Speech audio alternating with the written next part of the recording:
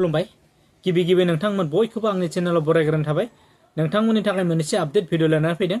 आसा खालामो नोंथांमोना दिनैनि भिडिअखौ जागायनिफ्राय जोबजासिम नायलांगोन बिपिएफ दोलोनि समाव थांनाय मास मोनब्रैयाव बे ओनसोलनि थासारिया जोबोर गाज्रि जादों बेखौ लानानैनो मानसिफोरा बयबो बुजिदों जे इउपिपिएल दोलोआ थानायमोनब्ला हारि माहारिनि गेजेराव खौसेथिया थागौमोन हारि माहारिनि गेजेराव अनलायनाय फैगौमोन आरो सरकारा जेरैबायदि खामानि मावदों बेखौ रायजो राजाफोरा गोजोननाय गैया बेनिखायनो फैबाय थानाय बिधानसभा बिसायख'थियाव बिपिएफ दोलोनि रिजाल्टआ बारा मोजां जानाय नङा नाथाय इउपिपिएल दोलोनि रिजाल्टआ जोबोर मोजां जागोन होननानै बुंदों बिटिआरनि बारग' सीएम मानगोनां प्रमद बर' बिथांमोना गुबुन गुबुन मुं लानानै बेबायदिनो एखमबा प्रग्रामफोरखौ खालामो नाथाय नैबे बिसायख'थियाव बिपिएफ दोलोनिया बारा मोजां जानाय नङा मानि थाखाय जों नुयोब्ला बे थांनाय मास मोनब्रैयाव थासारिया जोबोद गाज्रि जादों ओनसोलनि आरो बेखौ लानानै मानसिफ्रा बयबो बुजिदों जे इउपिपिएल थानायमोनब्ला गोजोन थासारि थागौमोन बयबो हारि माहारिनि गेजेराव अनलायनाया थागौमोन मोजाङै सोलिगौमोन आरो सरकारावबो बिथांमोना जिबायदि खामानि मावगासिनो दङ बेखौ लानानै रायजो राजाफोरनि गेजेराव गोजोननाय गैया दा ओंखायनो फैबाय थानाय बिसायख'थियाव जोंनि रिजाल्टआ जोबोद मोजां जागोन बेखौ जों बुंनो हायो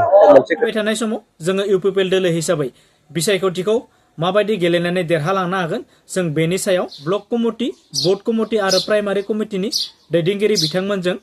फैबाय थानाय बिसायख'थिखौ गेलेनानै जोङो माबायदि देरहालांनो हागोन बेनि रनक'खौ जों सावरायबाय थादों होननानै बुंदों एनडिएजों थानाय थायैखौ जोङो दासिमबो पार्मानेन्टलि थांखि लानाय जायाखै मार्चनि 1 तारिख एबा गाबोनो जोंहा मोनसे कोर कमिटिनि मिटिं दङ बे मिटिं जोबनायनि उनाव नोंथांमोननो नेक्स्ट स्टेपखौ फोरमायगोन होननानै बुंदों मानगोनां प्रमद बर' बिथाङा ब्लक পৰ্যায়ৰ বুথ পৰ্যায়ৰ প্ৰাইমাৰী পৰ্যায়ৰ কাৰ্যকৰ্তা কৰ্মকৰ্তাৰ লগত মই আলোচনা কৰি আগন্তুক সময়ত আমি কেনেকৈ আগবাঢ়ি যাম আমি একেলগে এটা শক্তিশালী ইউপিপিএল দল হিচাপে আগুৱাই নিয়াৰ লগতে আগন্তুক নিৰ্বাচনবিলাক আমি কেনেকৈ জিকিব পাৰো ইয়াৰ ৰণকৌশল আৰু বিভিন্ন আমাৰ দলীয় কৌশলৰ ওপৰত আমি আলোচনা কৰি আছো এতিয়ালৈকে তেনেকুৱা কোনো পাৰ্মানেন্ট সিদ্ধান্ত হোৱা নাই কাৰ লগত থাকিম কাৰ লগত নাথাকিম অহা 1 তাৰিখে আমি আমাৰ কোৰ কমিটিৰ মিটিং হ'ব তাৰ পিছত আমি নেক্সট স্টেপটো আপোনালোকক জনাম টিচিनि চিफ मानगोनां हाग्रामा मुलेर बिथाङा गावनि स्प्लेन्डारखौ लानानै गेजेर गेजेर बबेयावबा ब्लेक डग लोंनो ओंखारलाङो बिथाङा ब्लेक डगखौ लोंना फैनानै गोदो गोदो उन्दुलांनायनि थाखायनो बै सेक्रेटारिनि लाइमोनफोरनि साख्रिनि 6 दाननि दरमाखौ होनो हायाखै होननानै बुंदों मानगोनां हाग्रामा मुलेर बिथांखौ इउपिपिएल दोलोआ नासिबबाय थानायनि थाखाय 2 लाख रांखौ फुलजारि बायदि होनो नाजादों होननानै बुंदों आरो बे लिस्टआव बर' लाइमोनफोरनि नामा जोबोर खम दिनै हाग्रामा मुलेर बिथाङा नाफामनि बाहेरै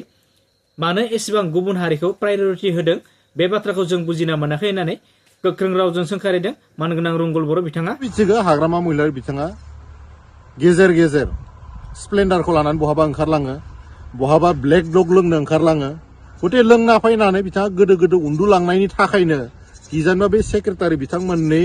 लाइमोनफोरनि साख्रिनि जिथु दरमा बेखौ होनो हायाखै दा लिस्टखौ नायबाय जे बर' मानसिफोरनि बर' लाइमोनफोरनि बेवहाय नामा जोबोद खम दिनै हाग्रामाया मानो एसेबां नाफामनि बादै गुबुनारिफोरखौ प्रायरिटि होदों बे बाथ्राखौ जों बुजिना मोना दिनैनि तारिखआव बिटिसिनि चिफआ मानगोनां हाग्रामा मुलेर बिथाङा नङा दिनैनि तारिखआव बिथाङा ओरैबायदि दुर्भाग्य जादों सीएम जाखांनायनि उनाव बिथाङा फिसा सियाराव जिरायनो गोनां जादों मानोना सासे बामोना गिदिर सियाराव राजा बायदि जिरायनानै मानगोनां हाग्रामा मुलेर बिथांखौ खोमायाव हमना फिदिंबाय थादों होननानै बुंदों इउपिपिएल दोलोनि बुंथिगिरि मानगोनां रंगल बर' बिथाङा दिनैनि तारिखआव बिटिआरनि सीएमआ बयबो बुंदों हाग्रामा मुहिलारि बिथाङा नङा होननानै कारन हाग्रामा मुहिलारि बिथाङा ओरैबायदि दुर्भाग्य जादों सीएम जानायनि उनाव बिथाङा फिसा सियाराव जिरायनो गोनां जायो ओरै फारसे सासे बामोना गिदिर सियाराव राजा बायदि जिरायनानै खोमायाव हमनानै हाग्रामा मुहिलारि बिथांखौ फिदिंगासिनो दं सासे मस्त' थिफुदला सेंग्रा जाय लोंनानै गेजेर गेजेर हासुनानै लायो बे बाथ्राखौ ओरैनो बुङाखै बे बाथ्राया ससियेल साइटआव गोबां भाइरेल जागासिनो दं होननानै बुंदों रंगल बर' बिथाङा दिनैनि तारिखआव लोंनानै कन्ट्रल खालामनो हायैनि थाखाय हासुना लानाय सासे सेंग्रानिफ्राय लाइमोन समाजा माबा मोनसे सोलोंनांगौ दङ होननानै आं साना होननानै बुंदों मानगोनां रंगल बर' बिथाङा लोंनानै हासुना लानाय सासे मानसिया लाइमोनफोरखौ मा बुजायनो नागिरदों होननानै गोख्रों रावजों सोंखारनायखौ नुनो मोनदों मानगोनां रंगल बर' बिथांखौ सासे मस्त' थिफुदला सेंग्रा जाय लोंनानै गेजेर गेजेर हासुद्लाना लायो बे बाथ्राखौ ओरैनो बुङाखै दै ससियेल साइटआव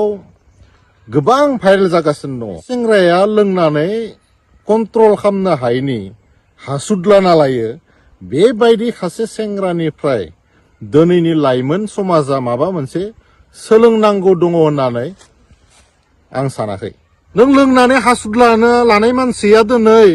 लाइमोनफोरखौ मा बुजायनो नागिरदों फैगौ 13 मार्चआव भारतनि गाहाय मन्त्रि मानगोनां नरेन्द्र मदि बिथाङा